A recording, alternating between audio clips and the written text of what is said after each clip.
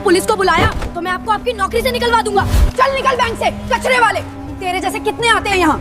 जब एक छोटे बच्चे के साथ बैंक कर्मचारियों ने की बदसलूकी तो किसी ने नहीं सोचा था कि यह बच्चा उसी बैंक के मालिक का खोया हुआ बेटा निकलेगा। इस अविश्वसनीय कहानी में छुपा है कर्म का ऐसा खेल जिसे सुनकर आपकी आंखें भर आएंगी। दादी माँ की आंखों में आंसू थे जब वे 10 साल के अंकित को गले लगा रही थीं। बच्चा रो रहा था और कह रहा था कि वह अब कभी बैंक नहीं जाएगा। दादी, वे लोग मुझे फिर मारेंगे, अंकित ने हिचकियों के साथ कहा। दादी माँ का दिल टूट गया। वे समझ नहीं पा रही थीं कि एक छोटे बच्चे के साथ ऐसा व्यवहार कैसे हो सकता है। बैंक में जो कुछ हुआ था वह उनकी कल्पना से भी बुरा था। सब कुछ उस सुबह शुरू हुआ था जब दादी माँ और अंकित कुछ पैसे जमा करने के लिए बैंक गए थे। अंकित केवल दादी माँ के साथ बैंक गया था, लेकिन वहाँ जो अपमान हुआ वह किसी भी बच्चे के लिए सहन करना मुश्किल था। काउंटर पर बैठी 2 महिला कर्मचारियों ने अंकित को देखकर ऐसे व्यवहार किया था जैसे वह कोई चोर हो। अरे देखो, यह गंदा बच्चा यहाँ क्यों आया है? पहली महिला कर्मचारी ने अपनी सहेली से कहा। लगता है भीख मांगने आया है या फिर कुछ चुराने का प्लान बनाया है।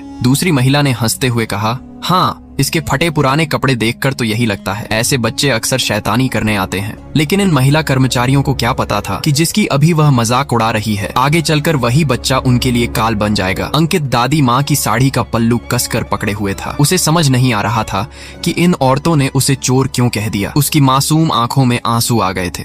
दादी, ये लोग मुझसे क्यों नाराज हैं? मैंने तो कुछ नहीं किया है, उसने धीमी आवाज में पूछा। दादी माँ का दिल बैठ गया। वे महसूस कर रही थीं कि यहाँ कुछ गलत होने वाला है। गार्ड भी उनके साथ मिलकर अंकित को डराने में लगा। अरे छोटे, तू यहाँ क्या करने आया है? तेरे पास इतने पैसे कहाँ से आए कि बैंक में जमा करेगा? उसने अंकित के सामने झुकते हुए धमकी भरे अंदाज में कहा। अंकित पीछे की तरफ हट गया और दादी माँ के पीछे छुप गया। मैं घर जाना चाहता हूँ दादी, उसने रोते हुए कहा। पहली महिला कर्मचारी ने अंकित के फटे कुर्ते की तरफ इशारा करके कहा, देखो इसके कपड़े कितने गंदे हैं। ये जरूर किसी के घर से कुछ चुरा कर यहाँ आया है। हमें इसकी जांच करानी चाहिए। दूसरी महिला ने हाँ में सिर हिलाया था। बिल्कुल ठीक कह रही हो, ऐसे बच्चे बड़े खतरनाक होते हैं। छोटे छोटे हाथ होते हैं, जल्दी पकड़े भी नहीं आते। गार्ड ने अंकित को धक्का देते हुए कहा था, चल हट यहाँ से। तू अपने गंदे कपड़ों के साथ हमारे साफ सुथरे बैंक की बेइज्जती कर रहा है। यहाँ अमीर लोग आते हैं, तेरे जैसे गरीब बच्चों के लिए जगह नहीं है। अंकित गिरते गिरते बचा था और जोर से रोने लगा। अब वह बहुत डर गया था। पूरे बैंक में मौजूद लोगों ने यह सब देखा था, लेकिन किसी ने आवाज नहीं उठाई थी। अंकित के फटे कपड़े और सामान्य दिखावट को देखकर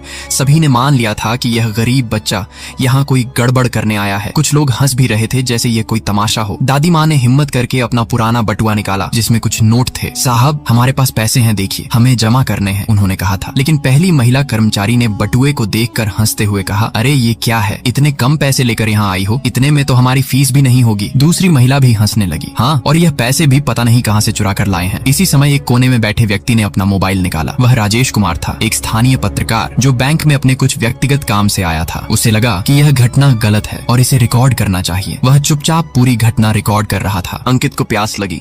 उसने दादी माँ से कहा, दादी मुझे पानी चाहिए। दादी माँ ने पास रखे पानी के जग की तरफ इशारा किया, लेकिन गार्ड ने अंकित को रोक दिया। रुक, यह पानी तेरे जैसे गंदे बच्चों के लिए नहीं है, ये साफ सुथरे ग्राहकों के लिए है। तू कहीं और से पानी पी। अंकित की आंखों में और भी आंसू आ गए। पहली महिला कर्मचारी ने दादी माँ से कहा, अरे बुढ़िया, इस छोटे चोर को यहाँ क्यों लाई हो? कहीं ये हमारे बैंक से कुछ चुराने का प्लान तो नहीं बना रहा? दादी माँ ने कहा, भैया ये मेरा पोता है, हमें बस कुछ पैसे जमा करने हैं। लेकिन दूसरी महिला ने व्यंग्य से कहा, हाँ हाँ, सभी चोर यही कहते हैं। तुम दोनों यहाँ से चले जाओ वरना पुलिस को बुला देंगे। राजेश कुमार का मन इस अन्याय को देखकर बहुत दुखी हो रहा था। वह एक पत्रकार था और सामाजिक न्याय में विश्वास रखता था। उसे लग रहा था कि यह घटना सिर्फ एक व्यक्तिगत मामला नहीं है, बल्कि एक बड़ी सामाजिक समस्या का प्रतीक है। वह पूरा वीडियो बना रहा था ताकि इस अन्याय को लोगों के सामने ला सके। आखिरकार दादी माँ ने अंकित का हाथ पकड़ा और कहा, चलो बेटा, हम यहाँ से चलते हैं। अंकित रोते रोते दादी माँ के साथ बैंक से बाहर निकला। उसके छोटे दिल पर गहरा घाव लग गया था। राजेश कुमार बैंक से बाहर निकला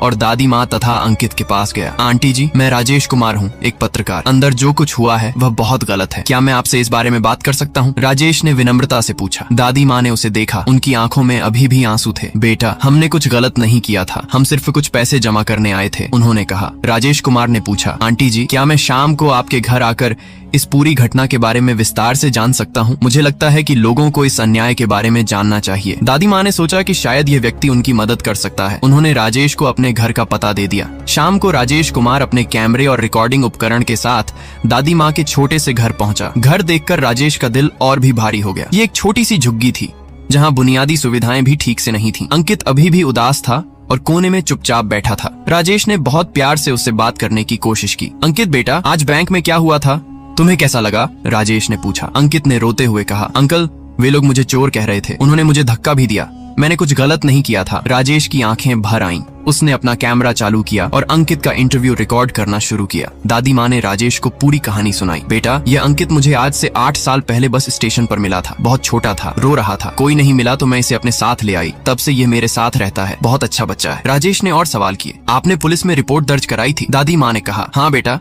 लेकिन कुछ पता नहीं चला। धीरे धीरे अंकित मेरा अपना हो गया। राजेश ने दादी माँ के स्वास्थ्य के बारे में भी पूछा। दादी माँ ने बताया कि डॉक्टर ने ऑपरेशन की जरूरत बताई है, लेकिन पैसे नहीं है, इसीलिए बैंक गए थे कि शायद कुछ मदद मिल जाए। राजेश कुमार ने दादी माँ और अंकित के साथ विस्तृत इंटरव्यू लिया। उसने उनकी पूरी जिंदगी की कहानी रिकॉर्ड की। घर वापस पहुंचकर राजेश ने पूरी रात काम किया। उसने बैंक की घटना के वीडियो को एडिट किया और उसके साथ दादी माँ और अंकित का इंटरव्यू जोड़ा। राजेश ने वीडियो का शीर्षक दिया, बैंक कर्मचारियों ने 8 साल के बच्चे को चोर कहकर किया अपमानित, क्या यही है हमारे बैंकों का असली चेहरा? उसने वीडियो को सभी सोशल मीडिया प्लेटफॉर्म पर अपलोड किया और साथ में लिखा कि यह घटना दिखाती है कि हमारे समाज में गरीबों के साथ कैसा व्यवहार होता है। वीडियो तेजी से वायरल होने लगा और हजारों लोगों ने इसे शेयर किया। कमेंट सेक्शन में लोग बैंक की इस हरकत की जमकर आलोचना कर रहे थे। कुछ ही घंटों में यह वीडियो लाखों लोगों तक पहुंच गया। मीडिया वालों की भी नजर इस पर पड़ी और वे इस केस को कवर करने के लिए तैयार हो गए। समाज में इस घटना को लेकर रोष फैल गया।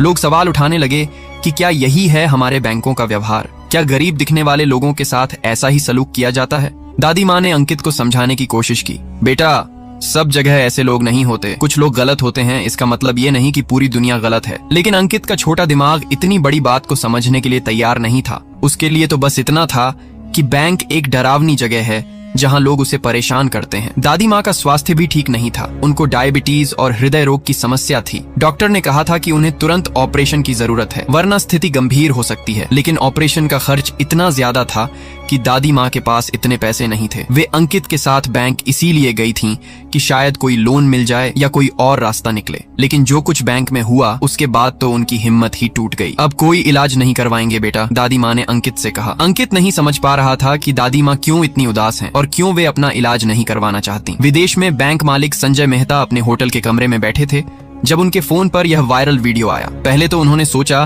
कि यह किसी और बैंक की घटना होगी, लेकिन जब उन्होंने ध्यान से देखा तो उनके होश उड़ गए। ये तो उनका अपना बैंक था। काउंटर पर बैठी वे 2 महिलाएं उनकी ही कर्मचारी थीं। बैंक मालिक संजय मेहता का गुस्सा 7वें आसमान पर पहुंच गया। उन्होंने तुरंत वीडियो को पूरा देखा और जो कुछ देखा वह उनकी सोच से भी बुरा था। एक छोटे बच्चे के साथ इस तरह का व्यवहार करना किसी भी इंसान के लिए शर्म की बात थी। बैंक मालिक संजय मेहता ने महसूस किया कि इस घटना से न सिर्फ उनके बैंक की बदनामी हुई है, बल्कि वे खुद भी एक पिता होने के नाते इस बात से परेशान थे कि किसी बच्चे के साथ ऐसा हुआ है। लेकिन जब बैंक मालिक संजय मेहता ने वीडियो में दादी माँ की बात सुनी तो उनके पैरों तले जमीन खिसक गई। दादी माँ कह रही थीं कि अंकित उन्हें बस स्टेशन पर मिला था, वही बस स्टेशन जहां उनका अपना बेटा खो गया था, वही तारीख, वही वक्त, वही जगह। बैंक मालिक संजय मेहता के हाथों से मोबाइल फोन गिर गया।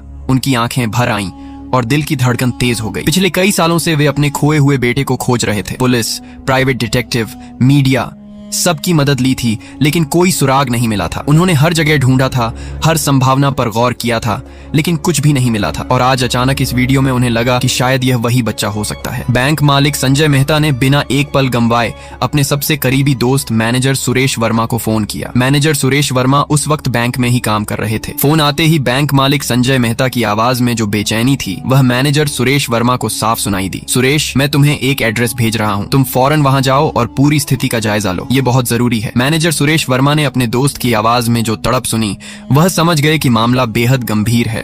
उन्होंने बिना कोई सवाल पूछे तुरंत बैंक का काम छोड़ा और उस एड्रेस की तरफ रवाना हो गए जो बैंक मालिक संजय मेहता ने भेजा था। मैनेजर सुरेश वर्मा जब दादी माँ के घर पहुंचे तो वहां का नजारा देखकर उनका दिल भर आया। एक छोटी सी झुग्गी में दादी माँ अंकित के साथ बैठी थी। दादी माँ की हालत देखकर साफ लग रहा था कि वे बीमार हैं और उन्हें तुरंत इलाज की जरूरत है। अंकित अभी भी डरा हुआ था और दादी माँ के पास चिपका बैठा था। मैनेजर सुरेश वर्मा ने बहुत प्यार से दादी माँ से बात की और पूरी कहानी सुनी। दादी माँ ने बताया कि कैसे वे बस स्टेशन पर इंतजार कर रही थीं और अचानक एक छोटा बच्चा रोता हुआ उनके पास आया। बच्चा अपना नाम भी नहीं बता पा रहा था, सिर्फ रो रहा था। दादी माँ का दिल पसीज गया और उन्होंने बच्चे को अपने साथ घर ले जाने का फैसला किया।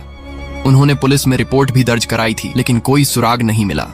धीरे धीरे अंकित उनका अपना बेटा बन गया। मैनेजर सुरेश वर्मा ने फौरन बैंक मालिक संजय मेहता को फोन किया और सारी स्थिति बताई। संजय, यहाँ की स्थिति बहुत नाजुक है। दादी माँ बहुत बीमार हैं और उन्हें तुरंत अस्पताल ले जाना होगा। और हाँ, जो तारीख, समय और जगह का जिक्र तुमने किया था वह सब मैच कर रहा है। बैंक मालिक संजय मेहता की सांस अटकी हुई थी। उनके दिल में एक उम्मीद जगी थी, लेकिन साथ ही डर भी था कि कहीं यह गलत फहमी ना हो। सुरेश, तुम फौरन दादी माँ और बच्चे को शहर के सबसे अच्छे अस्पताल में ले जाओ। सारा खर्च मैं उठाऊंगा। और हाँ, डॉक्टर से कह देना कि जो भी इलाज की जरूरत हो बिना किसी चिंता के करें। मैनेजर सुरेश वर्मा ने तुरंत एक एम्बुलेंस बुलाई और दादी माँ तथा अंकित को अस्पताल ले गए। अस्पताल पहुंचते ही डॉक्टरों ने दादी माँ की जांच शुरू कर दी। उनकी हालत वाकई गंभीर थी और तुरंत ऑपरेशन की जरूरत थी। मैनेजर सुरेश वर्मा ने सारी फॉर्मेलिटीज पूरी कराई और डॉक्टरों को बताया कि पैसे की कोई दिक्कत नहीं है। अंकित बहुत डरा हुआ था और समझ नहीं पा रहा था कि यह सब क्या हो रहा है। मैनेजर सुरेश वर्मा ने बहुत प्यार से उसे समझाया कि दादी माँ ठीक हो जाएंगी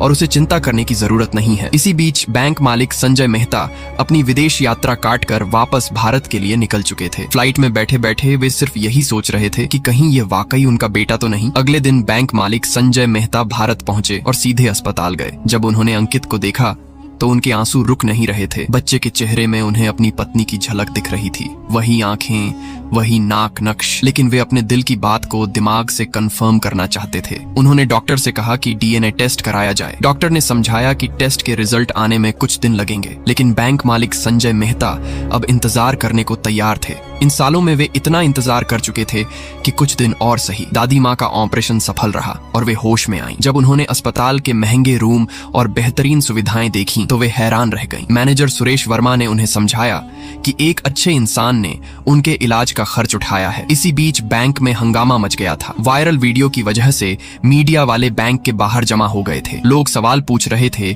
कि बैंक मैनेजमेंट का इस घटना पर क्या रुख है। वे 2 महिला कर्मचारी और गार्ड जिन्होंने अंकित के साथ बदसलूकी की थी, वे अब डर रहे थे। उन्हें एहसास हो रहा था कि उनसे बहुत बड़ी गलती हुई है। बैंक के अन्य कर्मचारी भी परेशान थे क्योंकि इस घटना की वजह से पूरे बैंक की बदनामी हो रही थी। ग्राहक भी सवाल पूछ रहे थे कि क्या यही है बैंक का असली चेहरा। सोशल मीडिया पर हैशटैग ट्रेंड कर रहा था और लोग बैंक का बॉयकॉट करने की बात कर रहे थे। स्थानीय प्रशासन भी इस मामले में दखल देने की तैयारी कर रहा था। कुछ दिन बाद डीएनए टेस्ट के रिजल्ट आ गए। जब डॉक्टर ने रिपोर्ट बैंक मालिक संजय मेहता को दी तो उनके हाथ कांप रहे थे। रिपोर्ट खोलते ही उनकी आंखों से आंसुओं की धारा छूट गई। अंकित वाकई उनका अपना बेटा था। सालों का इंतजार आज खत्म हो गया था। बैंक मालिक संजय मेहता ने अंकित को गले लगाया और बहुत देर तक रोते रहे। अंकित समझ नहीं पा रहा था कि यह अंकल क्यों रो रहे हैं, लेकिन उसे लग रहा था कि ये अच्छे लोग हैं क्योंकि दादी माँ का इलाज इन्होंने ही कराया था। दादी माँ जब यह सच जान गईं तो वे भी रो पड़ीं। उन्होंने कहा, मैं जानती थी कि यह कोई खास बच्चा है। इसके व्यवहार में कुछ अलग बात थी। बैंक मालिक संजय मेहता ने दादी माँ का हाथ पकड़ा और कहा, आपने मेरे बेटे की इतनी देखभाल की है। आप उसकी असली दादी माँ हैं। मैं आपका कैसे शुक्रिया अदा करूं। बैंक मालिक संजय मेहता ने फैसला किया कि अब वक्त आ गया है कि वे अपने बैंक के कर्मचारियों को एक सबक सिखाएं। उन्होंने अंकित से कहा, बेटा तुम्हें अपने बैंक जाना होगा। अंकित डर गया और बोला, नहीं पापा, वहाँ वे लोग मुझे फिर मारेंगे। बैंक मालिक संजय मेहता ने अंकित को समझाया, बेटा अब तुम अकेले नहीं हो, तुम्हारे पापा तुम्हारे साथ हैं और यह जो बैंक है यह हमारा अपना है। अंकित हैरान रह गया। उसे समझ नहीं आ रहा था कि जो बैंक में उसके साथ इतना बुरा व्यवहार हुआ था वह उसके पापा का कैसे हो सकता है। बैंक मालिक संजय मेहता ने अपने बेटे को पूरी सच्चाई बताई और समझाया कि कुछ गलत लोगों की वजह से यह सब हुआ था। अगले दिन बैंक मालिक संजय मेहता अंकित को लेकर बैंक गए। अंकित के हाथ में एक बड़ा बैग था जिसमें बहुत सारा पैसा था। यह वही पैसा था जो बैंक मालिक संजय मेहता ने अपने बेटे को दिया था ताकि वह उन कर्मचारियों को एक सबक सिखा सके। बैंक में जब लोगों ने अंकित को देखा तो सभी हैरान रह गए। ये वही बच्चा था जिसका वीडियो वायरल हुआ था। अंकित सीधे उसी काउंटर पर गया जहां वे 2 महिलाएं बैठी थीं। उसने बैग खोला और सारा पैसा काउंटर पर फैला दिया। पूरा बैंक सन्नाटे में आ गया।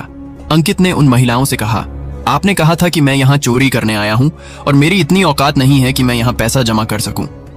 देखिए, मैं इतना सारा पैसा लेकर आया हूँ, अब इसे जमा कीजिए। वे दोनों महिलाएं और गार्ड का चेहरा सफेद हो गया था। वे समझ गए थे कि अब उनकी खैर नहीं। बैंक के अन्य कर्मचारी भी हैरानी से यह सब देख रहे थे। इसी वक्त बैंक मालिक संजय मेहता अंदर आए और सभी कर्मचारियों को इकट्ठा होने के लिए कहा।